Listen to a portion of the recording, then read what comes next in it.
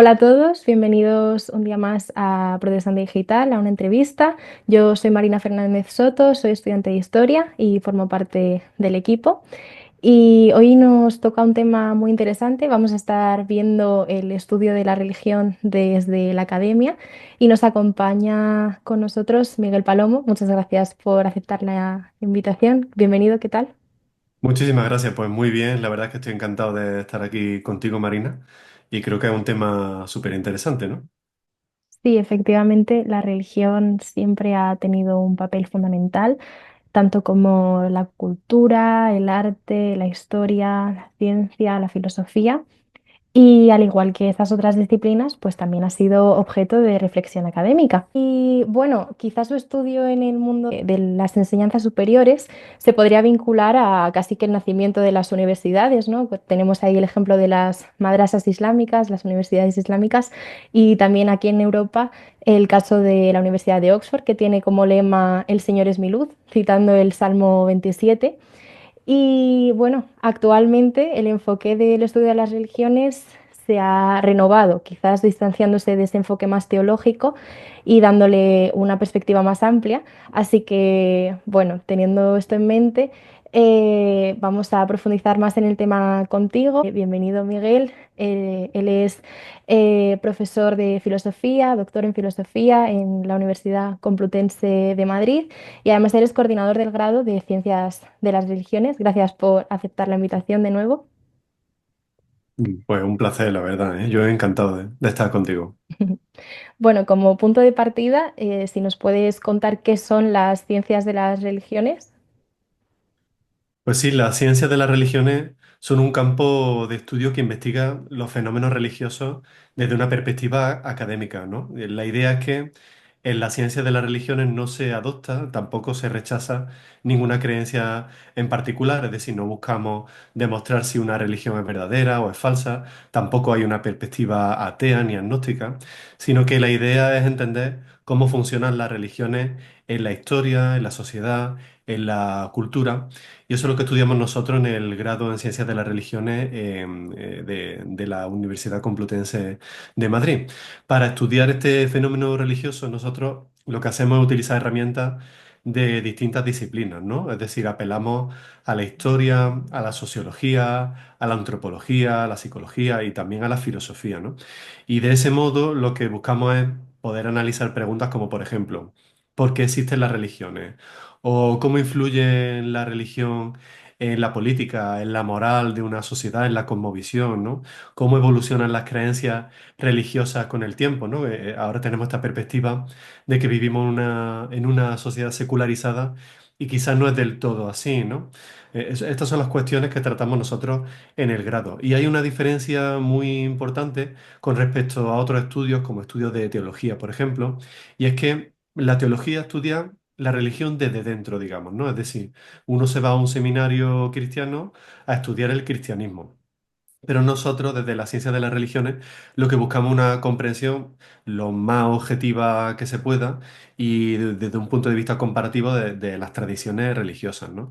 Por eso es un campo que le interesa tanto a los creyentes como a los no creyentes, ¿no? Y que yo creo que ayuda, que es una ayuda muy buena para entender mejor el papel que tiene todavía hoy la religión en la sociedad y en la humanidad en general. Muy bien, y ya nos has comentado un poco qué se estudia, así que algo impactante es que este es el primer grado en toda España que contempla este tipo de estudios. Y bueno, ¿por qué crees que se ha dado así, ¿no? ¿A qué crees que se debe esta tardanza? Mm, Pues es cierto, somos el primer grado en ciencias de las religiones porque en España nunca ha habido tradición de estudiar esta disciplina. Sí es cierto que en el mundo anglosajón, en Inglaterra, Reino Unido, Estados Unidos, etcétera, sí que existen los Religious Studies, ¿no? Estudios de la religión, que en castellano se ha traducido como ciencias de las religiones, ¿no? Y es que la verdad es que nuestra historia española ha barrido por completo todo lo que no fuese el catolicismo. Y en la ciencia de las religiones se estudian seriamente otras religiones, ¿no? Tenemos asignaturas del Islam, del budismo, de tradiciones de Asia, del Pacífico, por ejemplo, de modo que uno tenga una visión completa del fenómeno religioso. Aunque sí hay que decir que La ciencia de las religiones como tal sí que se han estudiado y sí que existen grados. Lo que pasa es que son grados que se imparten en centros religiosos, ¿no? Es decir, por decirlo rápidamente, se ha estudiado la ciencia de las religiones en España, pero desde un punto de vista católico, ¿no? Bajo el prisma del catolicismo en seminarios católicos. Pero nosotros somos el primer grado en ciencia de las religiones que es aconfesional, ¿no? Y creo que esto es un hito en la historia de la Universidad Española. Y bueno, hay que hablar de una tardanza, como tú decías, ¿no? Yo creo que la tardanza tiene que ver con la falta de una modernidad en España, ¿no? Con el hecho de que España siempre ha estado separada de la realidad del resto de Europa en el ámbito académico, ¿no? Afortunadamente, yo creo que esta es una oportunidad magnífica para ponernos al día y para mostrar que en ese sentido estamos al nivel del resto de universidades internacionales y que en este sentido todo ha cambiado, ¿no? Muy interesante. Y bueno, en tu experiencia durante estos años como profesor dentro del grado, cuéntanos, ¿qué motivaciones suelen tener los estudiantes a la hora de iniciarse en estos estudios? ¿Son todos creyentes? ¿Tienen inquietudes personales? ¿Se trata de interés académico? Cuéntanos un poco. Mm, Pues hay de todo. Hay gente que es creyente, gente que no es creyente. Hay algunos que tienen motivaciones personales. Hay otros que desean estudiar religión sin necesidad de estudiar en un seminario, ¿no? Por ejemplo, podemos pensar en evangélicos que quieran estudiar la religión, pero que no quieran ser pastores, que no tengan ese deseo del pastorado, ¿no? Ya que en los seminarios evangélicos se estudia para ser pastor directamente, ¿no? Y simplemente hay otros que tienen una fascinación por el tema religioso, ¿no? Así que son unos estudios muy vocacionales porque las salidas laborales no son salidas directas, por decirlo de algún modo. Bueno, y ya que lo mencionas, ¿no? Si nos puedes contar un poco acerca de estas salidas laborales, qué salidas laborales hay, si crees que habrá más en un futuro. Bueno, la verdad es que es un tema muy importante, ¿no? El tema de la salida. Y de hecho, he tenido alguna conversación con algunos alumnos, ¿no? Y es que, a ver, nosotros, en la tradición española, uno normalmente busca trabajar de lo que estudia, ¿no? Y en cierto modo tiene sentido, ¿no? Si tú estudias ingeniería, serás ingeniero, ¿no? Pero en otros países la realidad es distinta, ¿no? Y es que los estudios, en el caso de nuestros estudios en ciencias de las religiones, te otorgan unas competencias, te otorgan unas capacidades que son transversales, ¿no? Que te van a servir transversalmente para ya sea el trabajo que tú desarrolles, ¿no? Ya sea, por ejemplo, para aplicarlo en cuestiones de comercio, en servicios sociales, incluso en funciones públicas. Se me ocurre, por ejemplo, en la policía o otros servicios públicos, ¿no? O sea, podemos pensar que la religión está presente en todas las capas de la sociedad, ¿no? E incluso a veces en los delitos, ¿no? Y se requieren profesionales que tengan formación en religión, ¿no? Esto es algo que no todo el mundo piensa en estas cosas, ¿no? Pero es una realidad, ¿no? O sea que en definitiva hay muchos lugares en los que se requieren profesionales que sean expertos en la religión, ¿no? Un ejemplo que está en auge ahora es la industria del turismo religioso, ¿no? O sea, conocemos muchas personas que precisamente por la fe que tienen desean viajar a Israel, por ejemplo, y conocer los lugares donde andó Jesús, por ejemplo, ¿no? Bueno, pues es una industria muy importante, ¿no?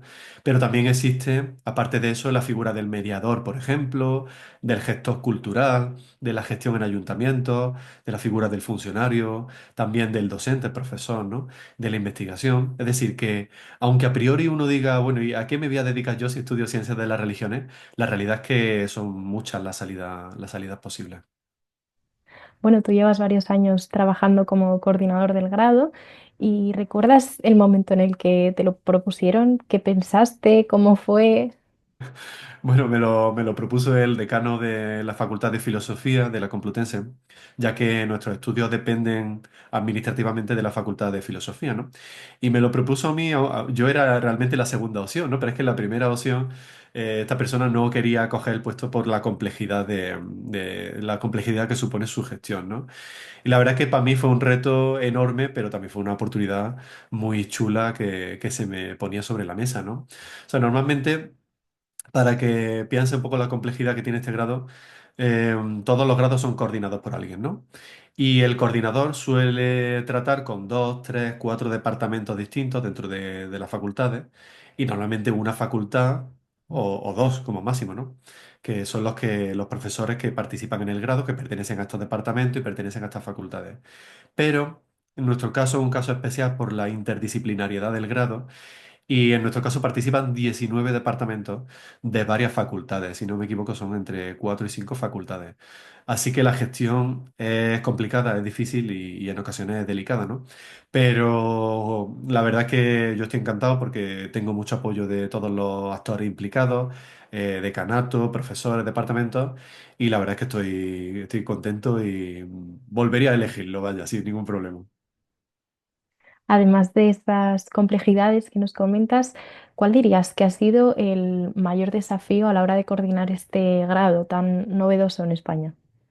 Bueno, yo creo que realmente el mayor desafío es coordinar en sí a los profesores, a los departamentos, ¿no? Porque nos encontramos con mucha burocracia, ¿no? Nosotros los coordinadores, y aparte somos testigos de la burocracia que inunda tanto a profesores en su práctica docente como a los departamentos. Eso yo creo que es el mayor desafío. Pero sobre todo quizás el mayor desafío también me lo encuentro con los alumnos, ¿no? Porque mi interés real es que aprendan, ¿no? Que esto no sea un mero trámite, un trámite académico para los alumnos, para darles el título y ya está, como si esto fuera una academia, sino que tengo interés real en que aprendan, ¿no? Entonces, en la gestión de la coordinación hay muchas tareas que deben hacerse para que la enseñanza funcione adecuadamente. Así que, bueno, pues ahí estamos trabajando en ello, intentando que sea la mejor experiencia posible para los alumnos. Y hablando de esos alumnos, este año se gradúa la primera promoción y después de estos 4 años, ¿dirías que ha cambiado en algo la percepción social acerca de las ciencias de las religiones desde que comenzó el grado hasta ahora? Pues sí, efectivamente se gradúa la primera promoción, que son una promoción de valientes, ¿no? Pero creo que respecto a la percepción de las ciencias de las religiones, yo creo que no ha cambiado, ¿no? Desde que empezó el grado hace 4 años hasta el día de hoy. Y es que tú fíjate, ¿no? Que le puedes preguntar a cualquiera, ¿no? Los españoles tenemos la manía de que cuando pensamos en el cristianismo, por ejemplo, lo identificamos directamente con el catolicismo, ¿no? Eso, por supuesto, es un error enorme, ¿no? El cristianismo es muy complejo, ¿no? Ahora, imagínate si aplicamos esto mismo al resto de religiones, ¿no? Al Islam, al budismo, etcétera, ¿no? Es muy difícil cambiar la perspectiva que se tiene de la religión en tan poco tiempo, ¿no? Pero bueno, estamos en ello. Y todavía tenemos que hacer un esfuerzo grande por dar a conocer nuestros estudios y cambiar este paradigma, ¿no? Esta forma de pensar sobre la religión, ¿no? Tenemos también programa de máster en ciencias de las religiones, programa de doctorado en ciencias de las religiones, y la verdad que son muy exitosos, ¿no? O sea, hay gente que se queda en lista de espera, ¿no? Pero el grado todavía es menos conocido, así que tenemos que conseguir que la sociedad comprenda el papel de la religión en nuestra sociedad, ¿no? Y es que es algo que debe de ser estudiado por la importancia que tiene, ¿no? Y si estudiamos la historia, estudiamos la antropología, ¿por qué no estudiar también el fenómeno religioso que ha determinado el funcionamiento de nuestra sociedad desde el principio de los tiempos e incluyendo el día de hoy? Totalmente. Antes de ser coordinador de grado, tú te doctoraste en filosofía y además has sido profesor de universidad durante bastante tiempo. ¿Y dirías que tus estudios han afectado de alguna manera a tu relación con Dios? ¿Y hay algún filósofo, algún autor que te haya influenciado especialmente? Mm. Bueno, yo personalmente, yo nací en una familia que asistía a una iglesia evangélica, ¿no? En Córdoba, ¿no? Yo soy de Córdoba. Yo la verdad es que siempre he creído en Dios, ¿no? Siempre he tenido esa idea, ¿no? Nunca he dicho en ningún momento de mi vida Dios no existe, ¿no? Y hoy sigo siendo creyente, ¿no? Pero es verdad que cuando yo empecé a estudiar filosofía, la carrera, yo pensaba que iba a ser un reto constante a mi fe. Pero mi sorpresa fue que estudiar filosofía lo que ha hecho, curiosamente, es confirmar continuamente que la fe cristiana no es un simple consuelo emocional, que no es una tradición que mantenemos, sino que la fe tiene un respaldo racional, ¿no? Y también me ha mostrado que las mentes más inteligentes que ha habido sobre la faz de la Tierra han afirmado que Dios existe, ¿no? Así que bueno, hay muchos casos que son de interés para mí, pero quizá el que más me gusta es el del filósofo y científico Leibniz del siglo XVII y XVIII. Yo me doctoré realizando una investigación sobre su filosofía y bueno, él fue uno de los más importantes, ¿no? Fue aquel que dijo que la pregunta más fundamental que podemos hacernos es que ¿por qué hay algo en lugar de nada, ¿no? O sea, ¿por qué existe algo en lugar de la nada, ¿no? Para Leibniz, la existencia del universo no podría explicarse solo por causas internas, ¿no? Esto que se suele decir, bueno, el universo se crea a sí mismo, ¿no? Realmente, según él, y yo estoy de acuerdo, se necesita una razón última fuera de sí mismo, o sea, fuera del universo, ¿no? Y esa razón última solo puede ser Dios, ¿no? Esto es como pensar que nosotros, yo por ejemplo, no me creo a mí mismo, ¿no? Yo tengo unos padres que me han creado y mis padres han tenido unos padres, etcétera, etcétera, ¿no? Y si observamos el universo, todo lo que existe en el universo, todo tiene una causa externa, ¿no? Todo proviene de algo externo. ¿Y por qué el universo se va a crear por sí mismo? No tendría sentido, ¿no? Requiere también de una causa externa, ¿no? Así que según él, esta razón última solo es Dios. Y creo que es uno de los argumentos más fuertes para defender la existencia de Dios todavía a día de hoy, ¿no? Es un argumento que se llama argumento de la contingencia. Muy interesante tu investigación. Y durante tu carrera como investigador, ¿han sido en algún momento tus creencias un impedimento a la hora de ir avanzando? ¿Cómo han visto tus colegas académicos ese aspecto? Bueno, yo creo que nunca ha sido un impedimento, ¿no? Es decir, mis creencias y mis investigaciones son dos cosas distintas, ¿no? Que van en paralelo, pero que no tienen por qué tocarse todo el rato, ¿no? Aunque bueno, no todo el mundo piensa así, no todo el mundo piensa que puede ir una investigación por un lado y tus creencias por otro, ¿no? Por ejemplo, en la universidad, en la Facultad de Filosofía, se puede hablar de Dios sin problema, ¿no? O sea, nadie te puede poner ningún tipo de queja en ese sentido, ¿no? O sea, por ejemplo, hablamos continuamente de las pruebas de la existencia de Dios, es una materia filosófica muy importante, ¿no? Quizá el problema está para muchos de mis colegas cuando se dan cuenta de que para mí esto no es un simple juego racional, sino que es una realidad, que yo hablo de estas cosas porque es una realidad, ¿no? Y lo veo de ese modo, ¿no? Claramente. Yo realmente, yo simplemente intento seguir el principio socrático de que hay que dejarse llevar por el argumento, ¿no? Creo que es la mejor forma de actuar, pero bueno, pues no todo el mundo piensa de ese modo, ¿no? Hemos visto que eres coordinador de grado, eres profesor, investigador y además de trabajar para la Universidad Complutense, de alguna manera encuentras tiempo también para dedicarte a tu cuenta de Instagram que se llama Filo Palomo. Cuéntanos, ¿qué podemos encontrar? ¿Qué tipo de contenido hay en esta red social? ¿Y te siguen tus alumnos en el perfil? No sé, cuéntanos un poco cómo ha sido esto. Pues, pues sí, yo tampoco sé muy bien de dónde saco tiempo, la verdad. Pero sí, en mi tiempo libre hago apologética, hago defensa de la fe cristiana en mi cuenta. Estoy en Instagram, en TikTok y también en YouTube, ¿no? Bajo el nombre Filo Palomo, Filo de filosofía y Palomo mi apellido, ¿no? Y la verdad que lo que más me gusta hacer es vídeos en los que leo libros ateos y desmonto sus argumentos, ¿no? He leído libros de Richard Dawkins, de Daniel Dennett y de otros ateos famosos. Y también otros libros ateos que de vez en cuando saltan a la fama por cualquier motivo, ¿no? Que se convierten en bestsellers, etcétera. Y la verdad es que analizando los argumentos ateos de estos libros, hay que decir que algunos argumentos son infantiles, ¿no? Son totalmente pueriles.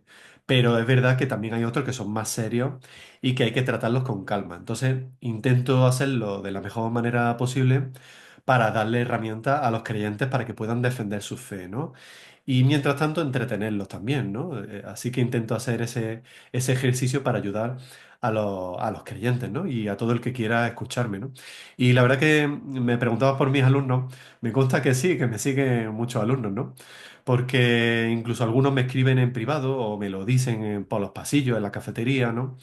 Y normalmente en privado es cuando me hacen preguntas, ¿no? Me preguntan bastantes cosas. La verdad que yo soy quizá el primer sorprendido, ¿no? Porque tenemos la visión de que la religión no le interesa a los jóvenes, pero estamos terriblemente equivocados, porque es que les interesa y les interesa mucho. Y en cuanto tienen una oportunidad de hablar de estas cosas, la aprovechan. Así que sí, sí que me siguen y bueno, pues espero que sigan haciéndolo, ¿no? Bueno, y ya para acabar, cuéntanos por qué animarías a alguien, tanto cristiano como no cristiano, a estudiar este grado en ciencias de las religiones. Pues yo animaría a cualquier persona, ¿no? Ya sea creyente o no, ya sea cristiano o no, a estudiar nuestro grado en Ciencias de las Religiones, porque realmente permite comprender mejor, de la mejor manera, uno de los aspectos más influyentes de la historia, de la cultura, de la sociedad humana, porque la religión no es solamente una cuestión de fe personal, ¿no? Sino que es un fenómeno que ha moldeado civilizaciones enteras, ¿no? Ha inspirado movimientos artísticos, por ejemplo, ¿no? Movimientos filosóficos. Y todavía a día de hoy, no insisto que hoy también, ¿no? Aunque pensamos en una sociedad secularizada, pero todavía hoy sigue la religión teniendo un papel clave en la política y en las relaciones internacionales, ¿no? Yo pienso, yo como cristiano, ¿no? Yo pienso que para alguien cristiano este grado ofrece una oportunidad de profundizar en nuestras tradiciones, ¿no? Que en la tradición del pensamiento cristiano desde una perspectiva seria, académica, comparativa, y yo creo que esto es muy bueno para fortalecer la fe, y, dotándola de un mayor conocimiento, ¿no? De una capacidad de diálogo con otras cosmovisiones y también incluso para gente no cristiana, ¿no? No creyente, es una forma de entender cómo las religiones y por qué han sido tan fundamentales para el desarrollo humano, ¿no? Más allá de esa creencia personal, ¿no? Así que bueno, dicho de otro modo, en un mundo cada vez más globalizado como en el que nos encontramos, tan plural, yo creo que conocer a las religiones, conocer el impacto que tienen, es clave para entender no solamente el pasado de los seres humanos, ¿no? Sino también para interpretar el presente, comprender nuestro día a día y sobre todo para prepararnos para el futuro. Pues muchas gracias, Miguel, por tu tiempo. Y bueno, nosotros ya hemos acabado. Muchas gracias también por vernos y por escucharnos. Y nos quedamos con esa reflexión, con esa invitación a profundizar en este tema. Espero que os haya interesado y que cualquier duda o cualquier pregunta que tengáis, pues podéis echarle un vistazo a la web del grado o incluso ya sabéis que Miguel tiene por ahí el Instagram activo, así que cualquier cosa también podéis contar con él por ahí. Y nada, nos vemos en otra ocasión.